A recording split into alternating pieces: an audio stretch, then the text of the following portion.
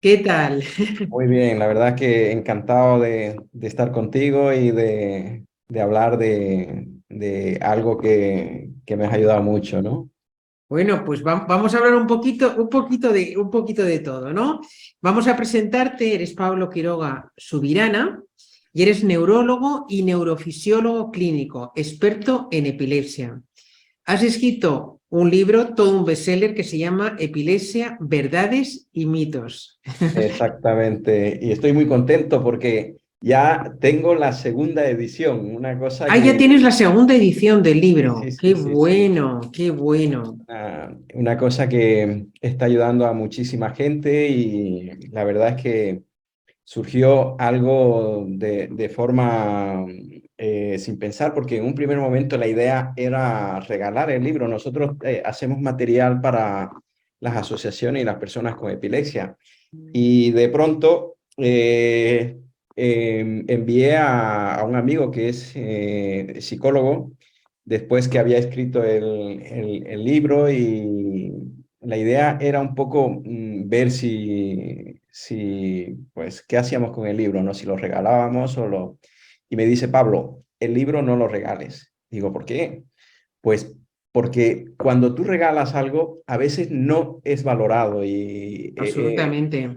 exactamente. Entonces me animó a dar paso para sacar el libro de forma diferente, ¿no? Vamos a hablar un poquito de varias cosas. Vamos a hablar de tu paso por el programa Reto. Vamos a hablar también algo que tú me has propuesto, que es muy interesante como neurólogo y neurofisiólogo, que es hablar de los estigmas, ¿vale? Y vamos a hablar también un poquito al final sobre epilepsia, que es de lo que va tu libro. Pero antes de nada, me gustaría que nos dijeras hasta ahora. ¿Dónde te ha llevado tu libro? Porque el libro no lo has publicado hace tanto, pero ya vas por la segunda edición y han ocurrido más cosas gracias al libro. Exactamente. El libro me ha permitido pues llegar a muchas más personas, ¿no? Es increíble, cuando tú tienes un libro, yo creo que es como que hay algo más en esa persona, ¿no? Y yo creo que todos tenemos un libro dentro de nosotros. He estado en muchos medios de comunicación. Tengo una página donde revela, donde refleja todos los lugares donde he estado. He estado en la televisión, he estado en radios, en medios de comunicación e incluso en lugares donde yo nunca me había imaginado que la gente se interesara, ¿no? Y una cosa súper importante es llegar a las asociaciones y ayudar a las personas con epilepsia. Y una de las otras cosas que me impacta es de que no solamente llegas a las personas afectadas con epilepsia, sino, por ejemplo, he dado charlas a empresarios, a policías, y uno de los policías me decía, Pablo, me he enterado muchísimas cosas que a veces nosotros como policías nos llama la atención, ¿no? A veces hemos llegado y hemos visto una persona con una crisis que parece que está borracha o que parece que ha consumido drogas y tal, ¿no? Y cuando tú te enteras, pues nos cambia el punto de vista. Sabemos no es que quiera decir que los policías a veces no, pero si tienen más información, ese estigma, la capacidad, ¿por qué se producen los estigmas? Nuestro cerebro tiene la capacidad de juzgar. Si quieres, vamos un poquito por partes, ¿vale? Para Vale, ordenar un poquito el tema, que es súper interesante, el tema de los estigmas, pero estamos hablando un poco dónde te ha llevado el libro. Has hablado vale. de un tema que a mí me parece muy interesante y que es el tema de las asociaciones profesionales, que yo creo que pocos autores lo tocan. Tú sí, porque a lo mejor antes ya las conocías, etcétera, tú has promovido, tú tal, pero pocos profesionales tocan esa tecla una vez que publican su libro, y es una forma buenísima de potenciar tu marca, ¿no? Tu marca, en este caso, tú como neurólogo, neurofisiólogo clínico experto en epilepsia, pero cualquiera, en casi cualquier profesión, hay asociaciones profesionales y es muy interesante mover nuestro libro ante esas asociaciones. ¿Algo más que te haya traído el libro? Sí, el hecho de que nosotros nos podamos acercar a las asociaciones, estamos ayudando a las asociaciones a tener un instrumento súper importante de la mano de un experto, ¿no? Porque no es lo mismo que una persona hable de un tema que lo haga un experto. Y yo a mis pacientes les inculco, les animo a que acerquen a las asociaciones. Muchas veces no lo hacen por desconocimiento, muchas veces no lo hacen porque piensan de que ellos están mejor que las personas que están ahí, ¿no? Y que van, o muchas veces piensan de que las van a encasillar, pero sin embargo cuando se dan cuenta de que son un grupo en el cual les puede ayudar de muchas maneras, les abren los ojos. Les abren los ojos porque le orientan en, pues, qué aspecto tenemos que tener en cuenta, qué aspecto no tenemos que tener en cuenta, incluso aspectos tan importantes como los aspectos médico-legales de la enfermedad. Es Ujú. sorprendente porque muchas veces las personas con epilepsia desconocen algunos aspectos, ¿no? Vale, si Hay un... quieres hablamos del tema de la epilepsia un poquito después, ¿vale? Para ordenar un poquito, ¿no? Vamos a hablar un Perfecto. poquito para cualquier autor, para que pueda sacar información de valor de lo que tú has experimentado, primero como autor, ¿no? Al fin y al cabo de un libro. Ah, perfecto. Cuéntanos, tú participaste en el programa Reto, 60 días para escribir tu bestseller. ¿Por qué te inscribiste en el programa? Me llamó la atención vi tu programa, me lo recomendó un amigo, vi el esquema que tenías y que me impresionó mucho, ¿no? Y ese reto, el nombre lo tiene muy bien puesto. Cómo si nos organizamos, las estrategias que tienes que seguir para escribir el libro. Al fin y al cabo, todos tenemos un libro en la cabeza y lo que no tenemos es esa idea y esos medios y esas estrategias que nos hagan sacar adelante esa idea orientado para que tú no te pierdas qué es lo que tienes que hacer, qué es lo que no tienes que hacer. Y yo creo que eso es algo de gran valor que a mí me acercó Porque, ¿cuál fue el antes y el después? Tú partiste probablemente de ese libro que tenías dentro, ¿no? Pero que no estaba organizado, a lo mejor no estaba estructurado. Cuéntanos un poquito ese antes y ese después, o sea, cómo empezaste el programa y cómo terminaste. Y Yo al qué, empezar el programa tenía ideas, no doy conferencias, doy charlas y ya tenía la idea de que eso tenía de convertirse en un libro, pero claro, ¿cómo lo hago, no? Había leído a muchos autores y aunque tú lees muchos autores, cada uno sigue estrategias que al fin y al cabo son estrategias que o la han aprendido de forma autodidacta, pero en tu caso, pues, y en mi caso, fue tener una idea, no saber cómo organizarla y de pronto aquí está el esquema. Estos son los pasos que vamos a hacer, cuántas palabras podemos hacer al día, qué tenemos que hacer primero, qué tenemos que hacer después. Las ideas previas al día siguiente son cosas que si tú no la tienes metida, no la conoces, no la tienes metida en la cabeza, te difuminas. Y yo creo que es uno de los motivos porque perdemos tiempo, ¿no? Y ese es mi antes y después, tener un material que yo no sabía cómo organizarlo y que de pronto arranqué y le di forma y la verdad es que súper contento. ¿Tú qué sentiste bueno, al terminar tu libro de escribir y luego al publicarlo? ¿Qué sensación tuviste, Pablo? Tremenda, una sensación magnífica, un sueño que yo pensé que a mí me encanta escribir y he escrito cosas, pero algo con este peso y que sea aceptado antes de que ya salga, lo que te decía este amigo que lo leyó, me dijo, Pablo, ese libro no lo regales, porque si lo regalas, las personas no le dan ese valor que tiene. Y es cierto, ya con el paso del tiempo me di cuenta de eso. Eso no quiere decir que luego tú con lo que sacas de ese libro lo puedas ayudar a otras personas, a una asociación de epilepsia, por ejemplo, que es diferente, ¿no? Entonces es una sensación tremenda. Con, Vamos a ver, imagínate que un amigo tuyo está dudando Sí, vamos a ayudar a personas a tomar la decisión, ¿no? Porque yo encuentro que la decisión de escribir un libro lleva mucho tiempo. La mayor parte de los autores, antes de escribir un libro, han pasado tiempo madurando y muchos no lo escribirán nunca porque se pasan toda la vida magullando eso en el interior, pero no acaban de hacerlo nunca, ¿no?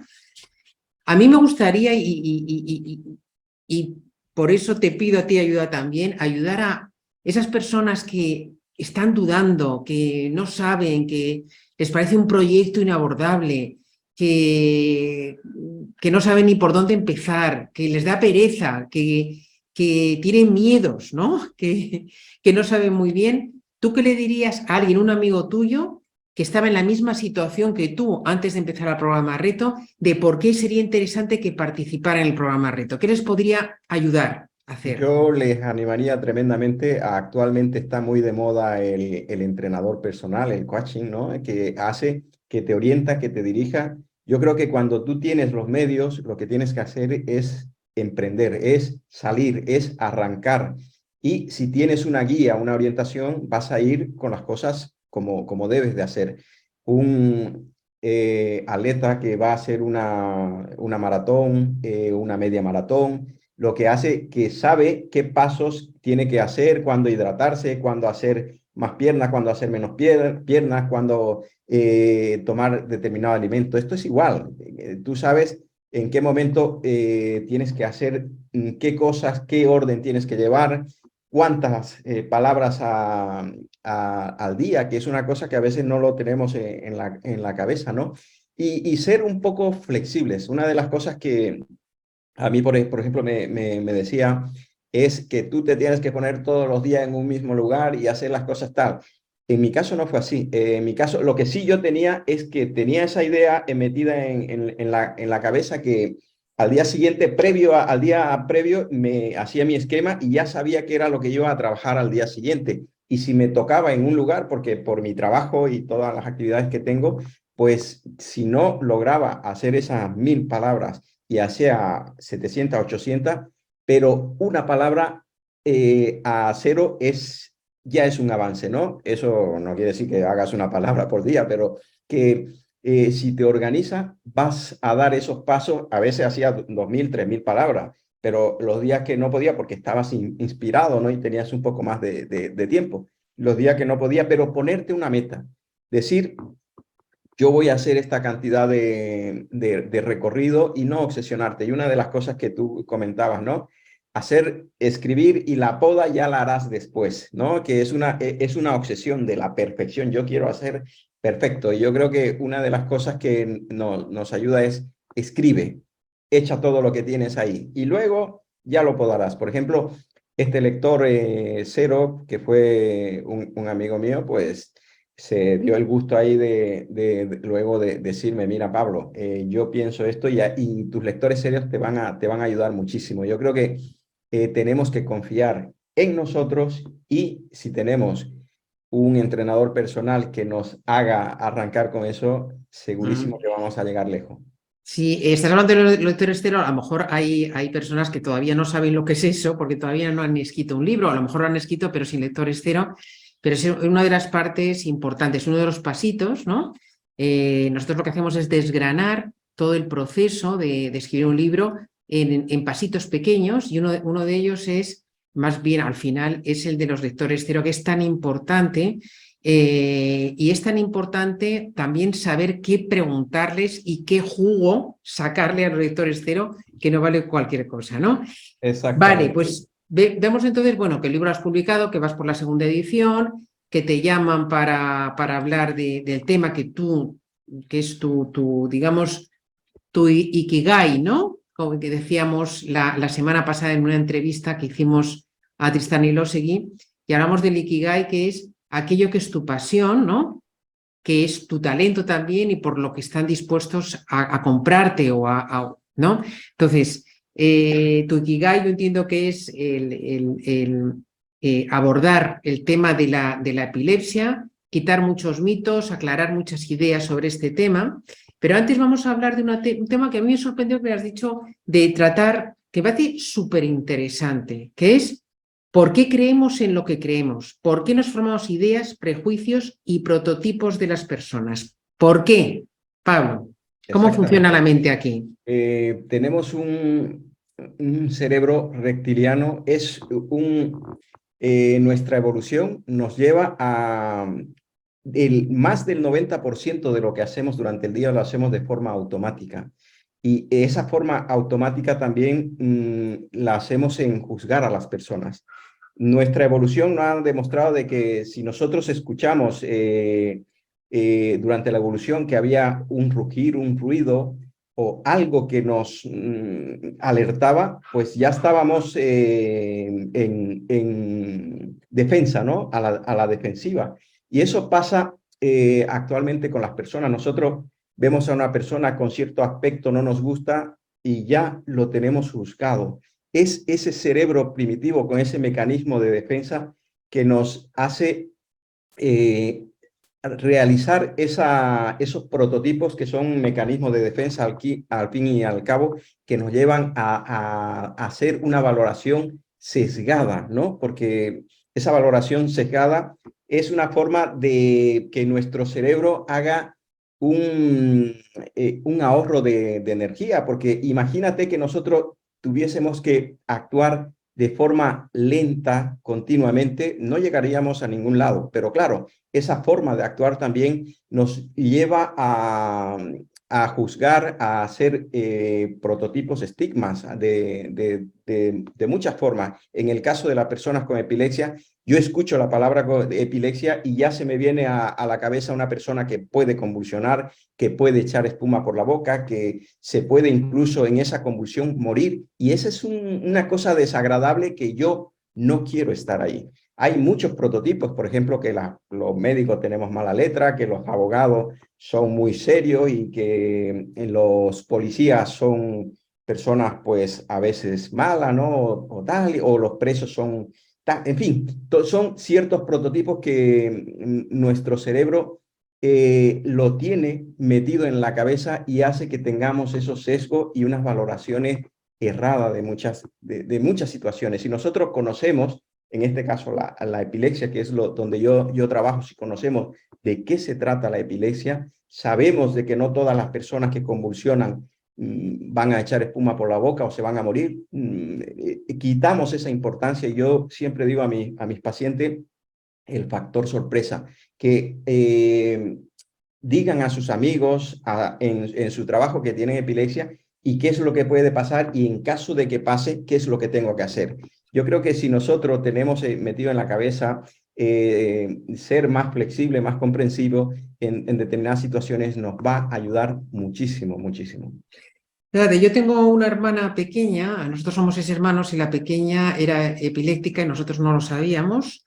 Ya no volvió a tener episodios de epilepsia, pero cuando era muy, muy pequeñita, con 1 año, tuvo el primer episodio. Imagínate el susto sin saber nada de esto, el susto que te das porque se quedó agarrotada con los ojos en blanco. Bueno, fue tremendo, ¿no? Y hace poco una amiga de mi hija fueron a una discoteca y ella era epiléptica, no lo sabía mi hija, y entonces tuvo un susto enorme también. Entonces, ¿cómo podemos cuando no sabemos ni siquiera, nos han dicho que, que una persona es epiléptica, primero, qué síntomas son típicos y cómo podemos ayudarles? Yo siempre digo, ante todo, que las personas con epilepsia comuniquen eso, ¿no? Cuando no sabemos y vemos a una persona que está convulsionando, ¿qué es lo que podemos hacer? Hay estrategias súper importantes. Por ejemplo, poner de lado, que se llama la posición de seguridad. Nunca meter nada a la boca, que es uno de los grandes mitos, ¿no? Sí, como que se traga la lengua, te dicen, ¿no? Exactamente, yo el título que le di a mi libro fue Convulsionó y se tragó la lengua en un primer momento, para ese título gancho, ¿no? Y gracias a eso, pues se interesaron por mi libro, ¿no? Entonces, eso es un mito, nunca jamás meter nada en la boca. ¿Por qué? Porque imagínate que metes el dedo, te puedes quedar con una amputación, la potencia durante la crisis a nivel de la maxilar, de la mordedura, es tremenda. Hay personas que se han quedado sin dedo, pero también si ponemos un bolígrafo, un palo, que se ha visto cosas, le vamos a hacer daño a esa persona. Y esa persona, aparte de haber sufrido una cosa desagradable, que es una crisis epiléptica al despertarse y ver que le han destrozado todo, pues desagrado sumado a eso, ¿no? Entonces, cosas que tenemos que saber si estamos ante una persona que está convulsionando. 1, guardar la calma. 2, quitar cosas que hay alrededor de esa persona, simplemente para que no se dé golpes, ¿vale? Si tiene un abrigo, ponerle en el cuello para que en el momento de la convulsión amortigüe. No meter nada, no aplacar la crisis, no meter nada a la boca, ponerlo de lateral y controlar el tiempo. ¿Por qué controlar el tiempo? El tiempo se controla porque si esa crisis dura más de 3, 4 o 5 minutos, hay que llamar al 061, al 092, porque esa es una crisis prolongada y probablemente necesita una valoración por un equipo especializado. Muchas de estas crisis son autolimitadas, van a durar un minuto, minuto y medio, 2 minutos, que quien está ahí es una eternidad, pero es ese el tiempo que va a durar y en el que tenemos que nosotros estar presente. Ayudar a esa persona después de la crisis. ¿Por qué? A veces se despiertan y están desorientadas, ¿no? Pueden tener el problema de, en esa desorientación, cruzar la calle cuando está el semáforo en verde o en rojo, perdón, o cruzar y no ver un desnivel y producirse un accidente. Por eso, proteger a esa persona hasta que esté orientada, hasta que te pueda ayudar, eso lo van a agradecer ¿Y tremendamente. los síntomas típicos cuáles son, Pablo? Cuando hay un ataque La epiléptico. Vamos a definir qué es epilepsia. La epilepsia es un mal funcionamiento de un grupo de neuronas que según dónde se produzca, si es en el área, en el lóbulo, voy a aprovechar, aquí tengo Sí, mi cerebro, si perfecto. es en el área frontal, parietal, occipital, según donde se produzca esa lesión, la manifestación va a ser diferente. Por ejemplo, hay personas que no han sido diagnosticadas por una epilepsia y que han vivido con una situación, con un tratamiento psiquiátrico, porque la manifestación es momentos de miedo o momentos de sensación de angustia o sensación de déjà vu, ¿no? O sea, lo que quiero explicar es que según el área que se vea afectada, va a dar una manifestación, un movimiento de la cara, un movimiento del brazo, ausencia, se quedan como desconectados segundos, al menos en los niños, que es muy típico, ¿no? Y eso o sea, es tan diverso las manifestaciones clínicas que por eso en muchas ocasiones no es fácil el diagnóstico y por eso tienen que acudir a un experto, ¿no? Entonces, lo que nosotros conocemos más groseramente son las personas convulsionando, echando espuma por la boca. Eso es muy llamativo, es muy sensacionalista y de eso es lo que hace que los medios de comunicación, la televisión, las series, pues den mala visión a las personas con epilepsia. ¿Qué porcentaje más o menos de la población puede ser epiléptica? 1% aproximadamente de la población es epiléptica. Datos que son muy contundentes a nivel mundial. Hay aproximadamente unos 50 millones de personas con epilepsia. Lo impactante es que de eso, 40 millones de personas con epilepsia no siguen un tratamiento adecuado, no tienen un diagnóstico adecuado. ¿Por qué? Porque todo ese grupo está en los países en vía de desarrollo, Sudamérica, Asia, África, y que por tanto eso es un problema de orden público. Por eso actualmente están en marcha muchos programas para dar visibilidad, dar ayuda a estas personas que necesitan un diagnóstico y un tratamiento.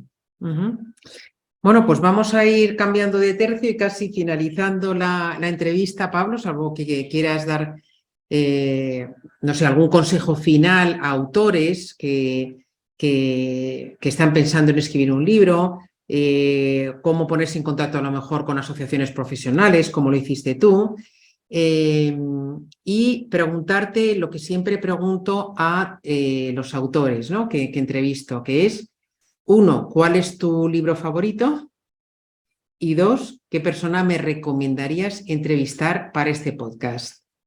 Un libro que a mí me encanta y me gusta mucho y lo recomiendo, es La belleza de vivir de mi amigo Luis Gutiérrez Rojas, que es a quien me gustaría que tú lo entrevistaras. Es un psiquiatra, es una eminencia.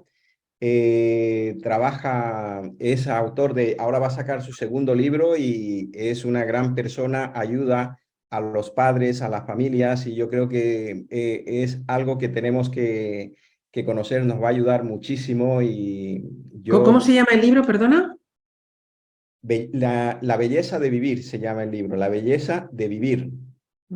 Todos los problemas tienen solución. Ujú.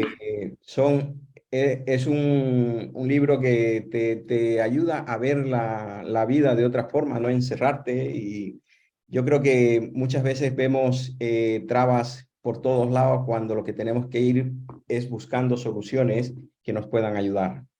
Ujú.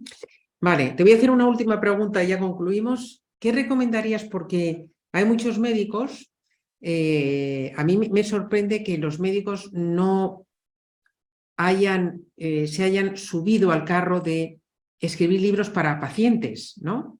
No libros que vosotros habéis investigado mucho, habéis leído mucho y habéis publicado mucho, la mayoría, pero todavía hay pocos, cada vez hay más, ¿sabes?